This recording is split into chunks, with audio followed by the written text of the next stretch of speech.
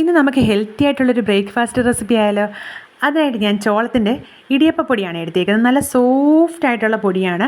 അതിലേക്ക് ആവശ്യത്തിന് ഉപ്പും വെളിച്ചെണ്ണയൊക്കെ ചേർത്തിട്ട് നന്നായിട്ട് അങ്ങ് മിക്സ് ചെയ്തിട്ട് നല്ല ചൂട് വെള്ളത്തിൽ അങ്ങോട്ട് കുഴച്ചെടുത്ത് ചപ്പാത്തി മാവിനെക്കാട്ടിലും സോഫ്റ്റാക്കി അങ്ങോട്ട് മാറ്റി വെക്കുക.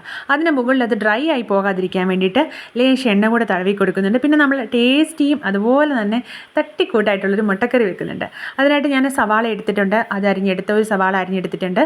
പിന്നെ ആവശ്യത്തിന് പച്ചമുളക്, കറിവേപ്പില, മല്ലിയില അവന്മാരെ വന്നിട്ട് വഴറ്റി കഴിയുമ്പോഴത്തേക്കും അതിനകത്തിലേക്ക് ഞാൻ 1 ടീസ്പൂൺ മുളക് പൊടി, 1 ടീസ്പൂൺ മല്ലിപ്പൊടി, പിന്നെ ഗരം മസാലയും ചേർത്ത് നന്നായിട്ടൊന്ന് മിക്സ് ചെയ്യും.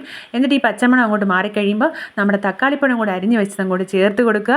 അവൻ അങ്ങോട്ട് വഴണ്ടൊന്ന് ഉടഞ്ഞു വരുമ്പോഴത്തേക്കും നല്ല ചൂട് വെള്ളവും കൂടെ ഒഴിച്ചു കൊടുത്ത് ഒന്ന് തിളപ്പിച്ച് കഴിഞ്ഞിട്ട് അതിലേക്ക് നമ്മൾ ഒരു മുട്ട അങ്ങോട്ട് പൊട്ടിച്ചൊഴിക്കും. നല്ല ടേസ്റ്റാണ് കേട്ടോ. എന്നിട്ട് അവനും ഒന്ന് തിളച്ച് കഴിയുമ്പോഴത്തേക്കും നമ്മൾ അതങ്ങോട്ട് സൈഡാക്കി മാറ്റി വെക്കും. പിന്നെ നമ്മൾ ഒന്നെങ്കിൽ കട്ട് ചെയ്ത വാഴയിലക്കകത്തിലോ അല്ലെങ്കിൽ നമ്മുടെ പൂവരിശിൻ്റെ ഇലയിലോ നമ്മുടെ ഈ ഇടിയപ്പത്തിൻ്റെ മാവ് അങ്ങോട്ട് പീച്ചി കൊടുത്തിട്ട് ആവിയിൽ വെച്ച് നന്നായിട്ട് അങ്ങോട്ട് വേവിക്കും. ആവിയിൽ വെച്ച് വേവിച്ച് ആ ചൂടോടുകൂടി തന്നെ കഴിക്കണം. ഇല്ലെങ്കിൽ ഇത് തണുത്ത് കഴിഞ്ഞാൽ കട്ടിയായിപ്പോവും കേട്ടോ. എന്നാലും ടേസ്റ്റാണ് കേട്ടോ കഴിക്കാൻ.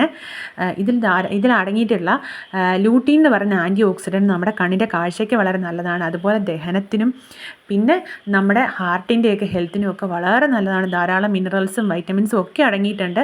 തീർച്ചയായിട്ടും നമ്മുടെ പ്രഭാത ഭക്ഷണത്തിൽ ഇത് ഉൾപ്പെടുത്തുക. പിന്നെ ചാനൽ ഇഷ്ടമായ എല്ലാവരും സബ്സ്ക്രൈബ് ചെയ്യണം, പിന്നെ ലൈക്ക് ചെയ്യണം, കമൻറ്റ് ചെയ്യണം, നിങ്ങളുടെ വിലയേറിയ അഭിപ്രായങ്ങൾ രേഖപ്പെടുത്തണം. അപ്പം ഇനിയും കാണുന്നത് വരേക്കും ബൈ ബൈ.